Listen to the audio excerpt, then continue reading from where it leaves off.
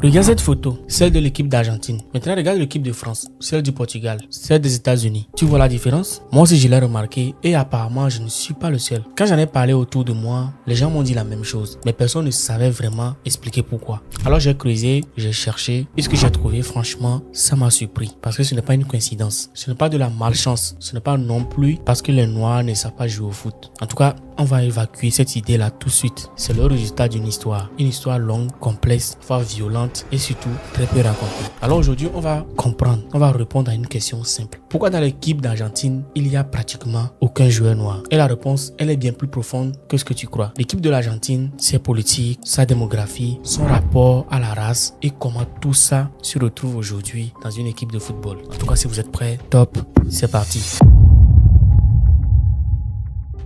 Commençons par poser les faits sur la table. Quand tu regardes les grandes équipes nationales de football dans le monde, tu constates une diversité assez naturelle. L'équipe de France, tout le monde la connaît. Mbappé, Camavinga, Upamecano, des joueurs d'origine africaine, antillaise, maghrébine. C'est le reflet d'une France métissée, issue de son histoire coloniale et migratoire.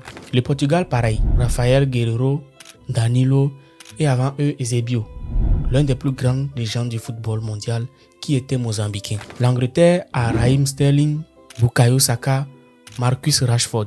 Les États-Unis ont des joueurs afro-américains. Le Brésil, n'en parlons même pas. C'est un pays qui a construit son identité footballistique en grande partie sur la culture noire. Et puis tu regardes l'Argentine, Messi, Di Maria, De Paul, Otamendi, Martinez. Des noms à consonance italienne, espagnole, européenne. Des visages qui correspondent à ce qu'on appelle communément blanc. Et tu te demandes, mais où sont les noirs argentins? Et là, beaucoup de gens vont te répondre, il n'y en a pas en Argentine. Comme si c'était une évidence. Comme si l'Argentine avait toujours été un pays exclusivement blanc. Et c'est là où commence la vraie histoire. Parce que cette réponse, elle est fausse.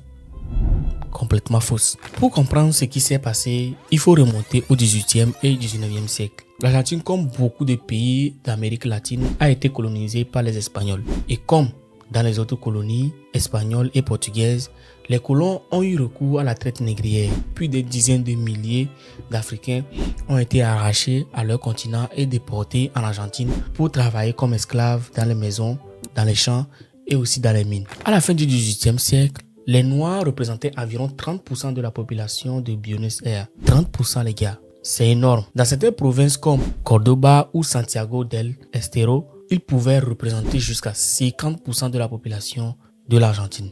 L'Argentine n'était pas un pays blanc. Loin de là, complètement loin de là. Alors, qu'est-ce qui s'est passé? Comment on est passé de 30% à pratiquement 0%? Première explication, les guerres. Au 19e siècle, l'Argentine a enchaîné des conflits armés. La guerre d'indépendance contre l'Espagne, les guerres civiles internes et surtout la guerre de la Triple Alliance contre le Paraguay entre 1864 et 1870. Et dans ces guerres, qui est-ce qu'on envoyait en première ligne?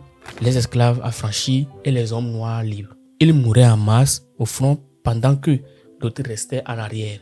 Deuxième explication, les épidémies. La fièvre jaune de 1871 à Buenos Aires a tué des milliers de personnes et les populations noires qui vivaient dans les conditions de vie plus précaires dans les quartiers surpeuplés ont été touchés de manière disproportionnée. Mais ces deux éléments n'expliquent pas tout parce que même avec des guerres et des épidémies, une communauté de 30% ne disparaît pas complètement comme ça. Il y a une troisième explication et elle est politique. À partir de la deuxième moitié du 19e siècle, les élites argentines ont décidé de construire une nation à leur image. Et cette image, elle était clairement européenne.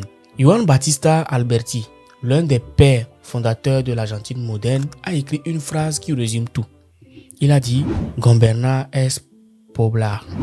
Je ne sais même pas si j'ai bien prononcé, d'ailleurs je ne comprends pas espagnol. Ce qui signifie tout simplement « gouverner, c'est peupler ». Et quand il parlait de peupler, il ne parlait pas aux Noirs, ni aux indigènes. Il pensait aux Européens.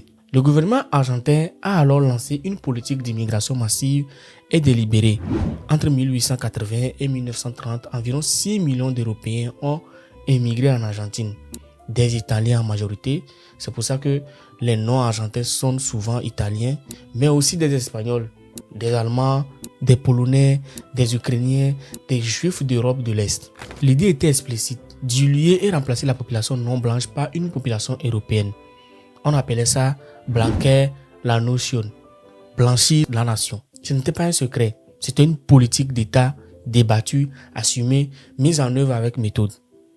Et ça a fonctionné. Le métissage progressif combiné au décès dus aux guerres et aux maladies a fait diminuer la visibilité de la population noire de manière drastique. Les enfants métis étaient souvent classifiés comme blancs dans les recensements officiels.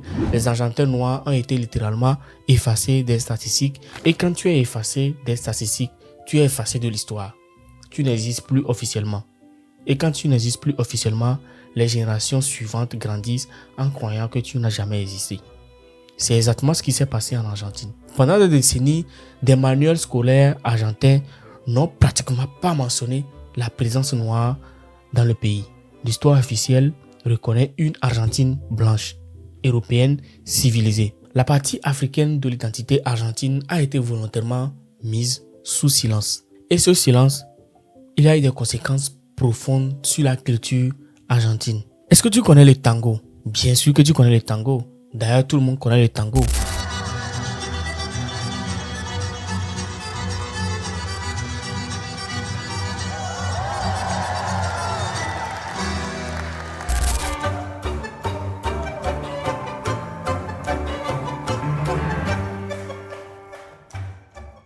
C'est l'une des danses les plus emblématiques du monde, symbole de l'Argentine à l'international. Mais ce que beaucoup de gens ne savent pas, c'est que le tango a des racines africaines très profondes. Des rythmes, les mouvements, la sensualité du tango viennent en partie des danses africaines pratiquées par les esclaves noirs de Buenos Aires au XIXe siècle. Mais aujourd'hui, quand on parle du tango, on parle d'une danse blanche européenne élégante. La contribution africaine a été effacée, minimisée et oubliée. Pareil pour le football d'ailleurs. Certains historiens argentins ont montré que les premières formes de football populaires dans les rues de Buenos Aires étaient pratiquées dans les quartiers où vivaient des communautés noires. Mais cette histoire-là, elle n'est pas racontée. Et aujourd'hui, les Argentins noirs qui existent parce qu'ils existent vivent souvent cette double invisibilité. Ils sont invisibles dans la société et invisibles dans l'histoire. Quand un Argentin noir dit qu'il est argentin, il se retrouve souvent face à des gens surpris, voire incrédules, comme si son existence était une anomalie. En tout cas, il y a des associations en Argentine, des militants afro-argentins qui se battent depuis des années pour que cette histoire soit reconnue, pour que les Argentins noirs soient comptés dans les recensements. Parce que pendant longtemps, il n'y avait même pas de case afro-descendants dans le recensement national. La première fois qu'on a inclus cette catégorie, c'était seulement en 2010. 2010, c'est-à-dire il y a seulement 16 ans. Revenons maintenant au football parce que comprendre l'absence de noirs en équipe d'Argentine, c'est aussi comprendre comment fonctionne le système de formation footballistique. Le football de haut niveau, ça ne tombe pas du ciel. Il faut être repéré jeune, intégrer une académie, avoir accès à des entraînements de qualité, avoir des parents qui peuvent te soutenir financièrement et logistiquement. C'est un parcours qui demande des ressources.